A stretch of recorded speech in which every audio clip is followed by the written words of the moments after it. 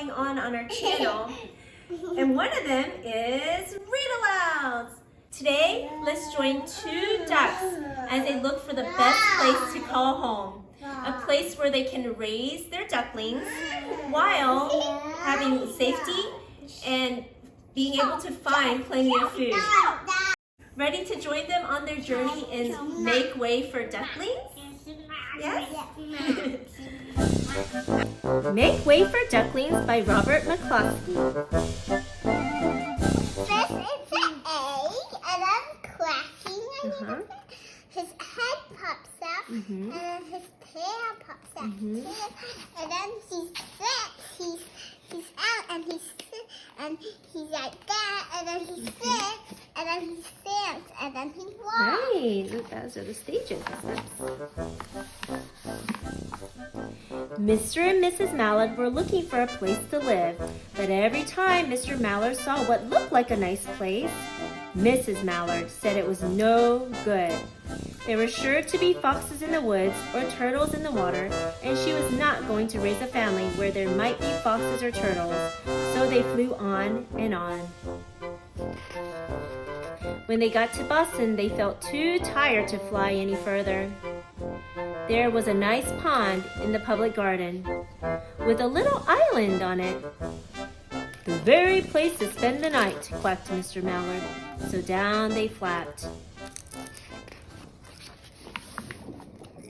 Next morning, they fished for their breakfast in the mud at the bottom of the pond, but they didn't find much.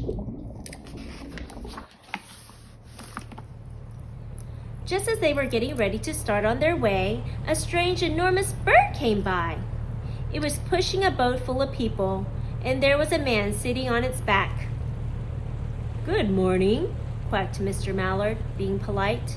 The big bird was too proud to answer, but the people on the boat threw peanuts into the water, so the Mallards followed them all around the pond and got another breakfast, better than the first.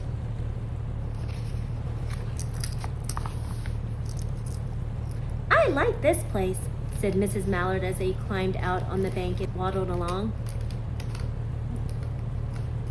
"Why don't we build a nest and raise our ducklings right in this pond? There are no foxes and no turtles, and the people feed us peanuts. What could be better?" "Good," said Mr. Mallard, delighted that at last Mrs. Mallard had found a place that suited her. "But look out!" squawked Mrs. Mallard all of a thither. "You'll get run over." And when she got her breath, she added, "This is no place for babies, with all these horrid things rushing about. We'll have to look somewhere else." Weep. So they flew over Beacon Hill and round the State House. They looked in Louisburg Square, but there was no water to swim in. Then they flew over the Charles River. "This is better," quacked Mr. Mallard. "That island looks like a nice quiet place, and it's only a little way from the public garden." "Yes," said Mrs. Mallard, remembering the peanuts. "That looks like the right place to hatch ducklings." So they chose a cozy spot among the bushes near the water and settled down to build their nest. And only just in time, for now they were beginning to molt. All their old wing feathers started to drop out, and they would not be able to fly again until the new ones grew in. But of course they could swim, and one day they swam over to the park on the riverbank, and there they met a policeman named Michael. Michael fed them peanuts, and after that, the Mallards called on Michael every day. After Mrs. Mallard had laid 8 eggs in the nest, she couldn't go to visit Michael anymore because she had to sit on the eggs to keep them warm. She moved off the nest only to get a drink of water, or to have her lunch, or to count her eggs and make sure they were all there. One day the ducklings hatched out. First came Jack, then Cack, and then Lack, and Mack, and Knack, and Whack, and Pack, and Quack. Mr. and Mrs. Mallard were bursting with pride. It was a great responsibility taking care of so many ducklings, and it kept them very busy. One day, Mr. Mallard decided he'd like to take a trip to see what the rest of the river was like further on. So off he set. "I'll meet you in a week in the public garden," he quacked over his shoulder. "Take good care of the ducklings." "Don't you worry," said Mrs. Mallard. "I know all about bringing up children." And she did. She taught them how to swim and dive.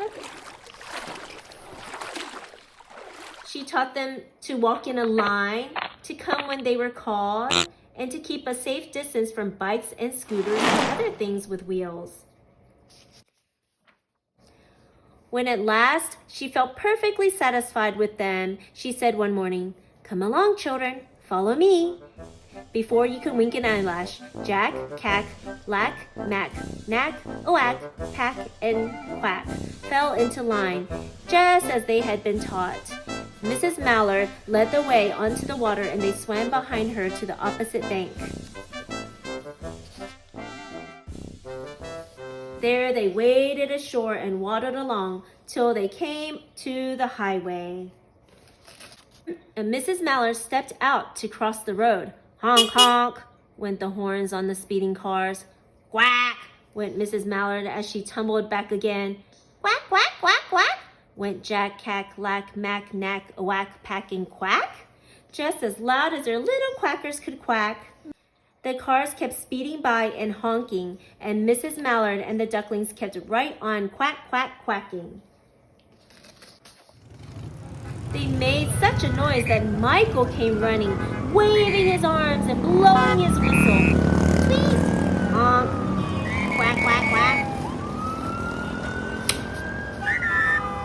He planted himself in the center of the road, raised one hand to stop the traffic, and then beckoned with the other, the way policemen do, for Mrs. Mallard to cross over.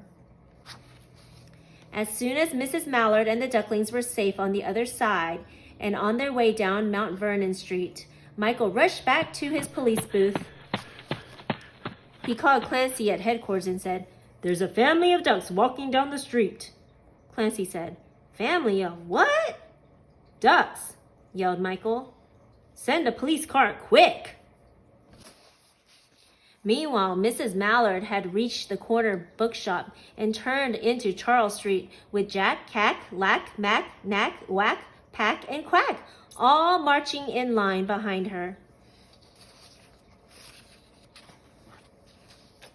Everyone stared. An old lady from Beacon Hill said, "Isn't it amazing?" And the man who swept the street said, "Well now, ain't that nice?" And when Mrs. Mallard heard them, she was so proud, she tipped her nose in the air and walked along with an extra swing in her waddle. When they came to the corner of Beacon Street, there was a police car with 4 policemen that Clancy had sent from headquarters. The policemen held back the traffic so Mrs. Mallard and the ducklings could march across the street, right on into the public garden. Inside the gate, they all turned round to say thank you to the policemen. The policemen smiled and waved goodbye. When they reached the pond and swam across to the little island, there was Mr. Mallard waiting for them, just as he had promised. The ducklings liked the new island so much that they decided to live there. All day long, they follow the swan boats and eat peanuts. And when night falls, they swim to their little island and go to sleep.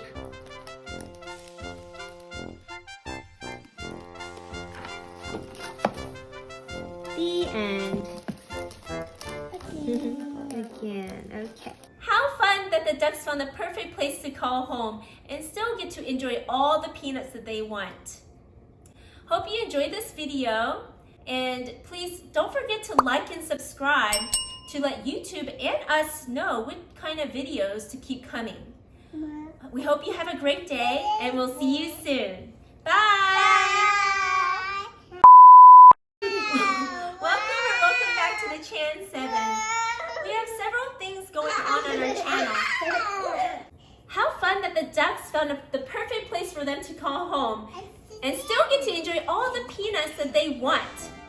Hope you enjoyed this video, and don't forget to like and subscribe.